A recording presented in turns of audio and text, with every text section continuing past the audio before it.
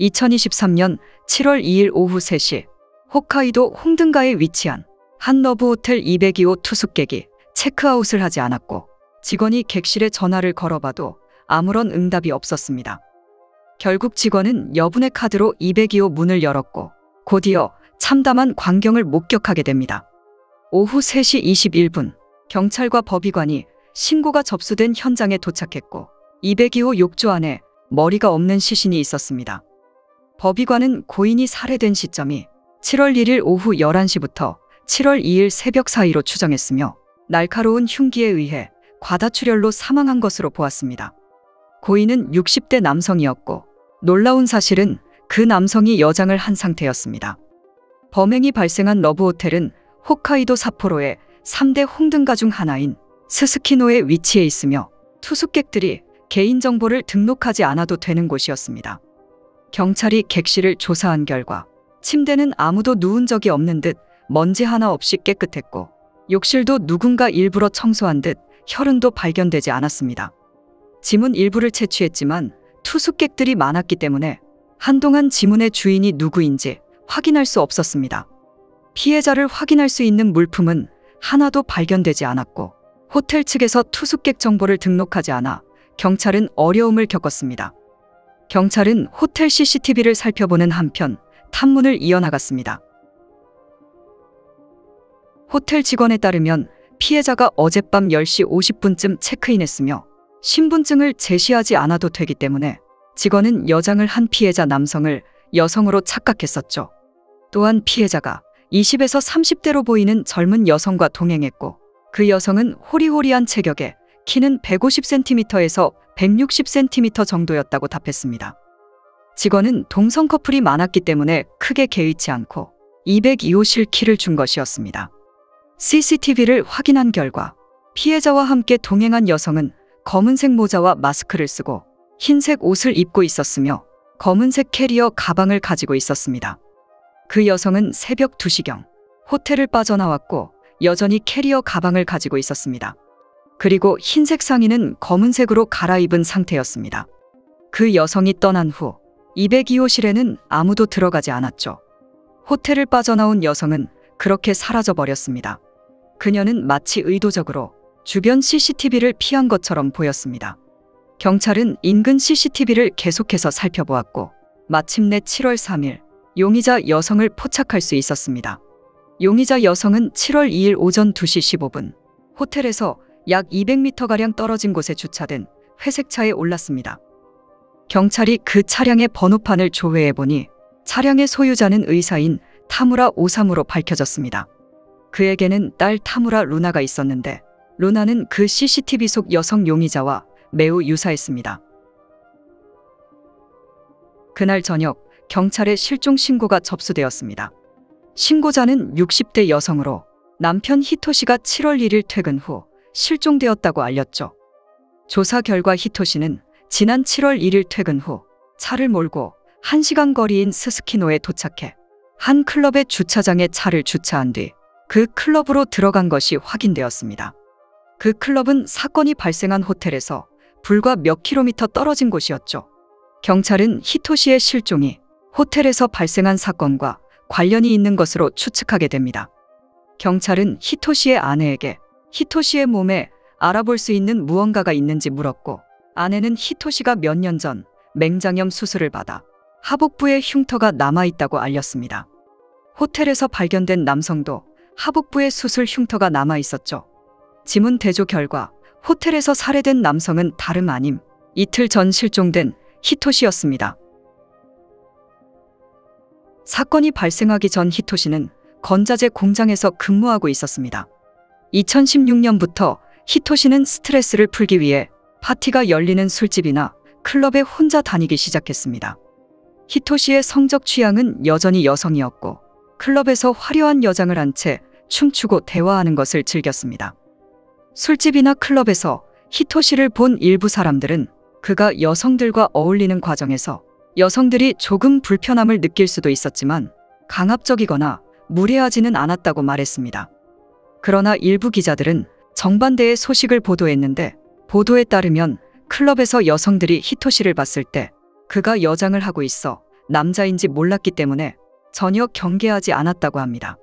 또한 파티가 끝나면 히토시는 여성들에게 제안하기도 했었죠. 그 제안은 대중교통이 모두 끊겼기 때문에 호텔에 가서 함께 밤을 보내자는 제안이었습니다. 히토시가 여자인 줄 알고 그 제안에 동의한 여성들도 있었습니다. 한 여성은 자신이 당한 일을 언급하기도 했었죠. 2019년쯤 그 여성은 술집에서 히토시와 대화를 나눴고 처음에 히토시가 여성인 줄 알았다고 합니다. 그 여성은 히토시가 자신의 언니와 외모가 닮아 계속 대화를 이어갔습니다. 어느 순간 히토시가 고이든 무의식이든 원나잇을 말하게 되었고 히토시의 눈빛도 불쾌하게 변해갔습니다. 그 여성은 히토시에게 벗어나려 화장실로 향했지만 히토시는 여성을 따라 화장실에 들어가려 했었습니다. 다행히 직원이 가로막았고 히토시는 취한 척 자리를 떠났었죠. 경찰은 특별수사팀을 꾸려 차량 소유자였던 오사무를 중심으로 수사에 착수하게 됩니다. 사건 발생 전 오사무와 그의 딸인 루나가 집 근처 슈퍼마켓에서 범행에 사용된 것으로 의심되는 칼과 톱, 장난감 수갑 등을 구입한 사실을 밝혀냈습니다. 그리고 사건 이후 부녀가 함께 슈퍼마켓에서 얼음 봉지를 구입했었습니다. 7월 24일 수사팀은 오사무의 집을 급습합니다. 3층짜리 단독주택으로 오사무의 가족 3명이 살고 있었죠. 낮인데도 창문은 굳게 닫혀 있었고 커튼도 쳐져 있어 방 안의 모든 것을 거의 볼 수 없었습니다. 그리고 집안에서 악취가 풍기고 있었습니다. 2층에 도착한 수사관들은 화장실에서 의심스러운 비닐봉지를 발견했고 비닐봉지를 열어보니 부패한 머리가 들어있었습니다. 법의관은 남은 치아를 대조해 히토시의 머리임을 확인할 수 있었습니다. 또한 톱 4자루와 칼 10여 자루도 발견되었습니다. 사건 당일 CCTV에서 여성 용의자가 가지고 있던 것과 비슷한 가방도 발견되었습니다. 그리고 루나는 사건 발생 전 노트북으로 지문 세제 등의 키워드를 검색한 사실도 드러났습니다. 수사관은 그 노트북도 증거물로 압수했습니다.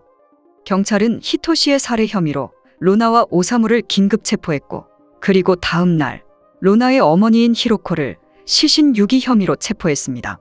그러나 신문 과정에서 루나는 자신의 범행을 인정하지 않았고 자신이 정신분열증을 앓고 있으며 히토시를 살해한 사람은 자신이 아닌 자신의 또 다른 인격체였다는 점을 거듭 강조했습니다. 오사무 역시 모든 범행을 부인했으며 루나를 태우고 현장을 떠났다는 사실만 인정했습니다.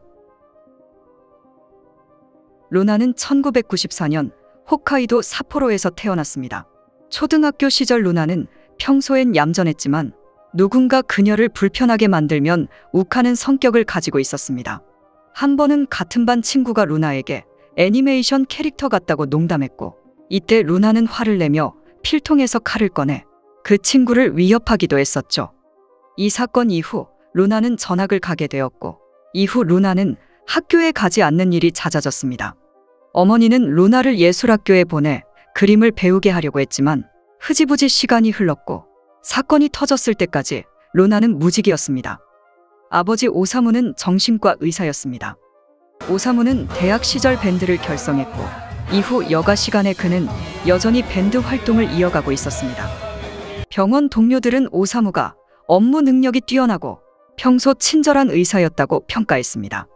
루나의 어머니는 평소 그림을 좋아했고 오사무가 자신의 SNS에 아내의 그림을 올린 적도 있었죠. 이웃들의 기억에 오사무의 가족은 매우 화목한 가족이었습니다. 2023년 5월 27일 저녁, 오사무는 딸 루나와 함께 파티에 참석하기 위해 X라는 클럽을 찾았습니다. 이 클럽은 틴더 사용자들의 모임 장소이며 히토시는 이 클럽의 단골 손님이었습니다. 이날 파티는 다음 날 새벽까지 이어졌고 이때 루나는 히토시를 알게 되었습니다. 루나는 여장을 한 히토시를 껴안고 다정한 모습을 보여주기도 했었죠. 오사무는 루나와 히토시 뒤에 앉아 그들이 껴안고 춤추는 모습을 지켜봤습니다. 파티가 끝난 후 루나는 오사무와 함께 집에 가지 않고 히토시와 함께 러브호텔로 향했습니다. 호텔에 도착한 루나는 여장을 한 히토시가 여자가 아니라는 사실을 알게 됩니다. 이어 히토시는 루나에게 몹쓸 짓을 하게 되었죠. 집으로 돌아온 루나는 부모님에게 히토시에게 성폭행당했다며 고백하게 됩니다. 또한 히토시가 동영상까지 촬영했다고 알렸습니다. 루나의 어머니는 경찰에게 루나가 그날 이후 남자와의 접촉을 거부했고 혐오감을 느꼈다고 말했습니다. 이후 루나의 부모님은 히토시에게 찾아가 다시는 루나에게 접근하지 말라고 경고했고 히토시는 여기에 대해 동의했습니다. 루나의 할아버지는 루나가 당한 일을 알게 되었고 오사무 부부에게 왜 제때 경찰에 신고하지 않았냐며 엄하게 물었습니다. 부부는 히토시에게 각서를 받았으며 크게 일을 벌이고 싶지 않아 경찰에 신고하지 않았다고 말했습니다. 그러나 얼마 지나지 않은 6월의 어느 날 루나는 집 근처 식당에서 히토시를 만나게 됩니다. 루나는 바로 그곳을 벗어났지만 히토시가 자신을 미행하고 있다고 의심했죠. 이번 일로 루나는 참을 수 없었고 더 이상 참지 않기로 결정했습니다. 루나는 히토시가 7월 1일 한 클럽으로 오게 된다는 사실을 알게 되었고 루나는 그 클럽으로 향했습니다. 그리고 그곳에서 루나는 히토시에게 하룻밤 같이 보내자고 말했죠. 그렇게 히토시는 202호 객실에서 참수당한 것이었습니다. 호텔 CCTV에 오사무가 찍히진 않았지만 루나가 가져간 여행 가방에 숨어 있다가 호텔 안으로 들어왔을 가능성도 추측하고 있습니다. 그러나 루나의 부모님은 전혀 공모자가 아니라고 일관하고 있습니다. 세 사람은 구금 중이며 여전히 조사는 진행 중입니다. 현재 루나의 정신감정 결과는 아직 나오지 않았으며 현재까지 밝혀진 사건의 내용이었습니다.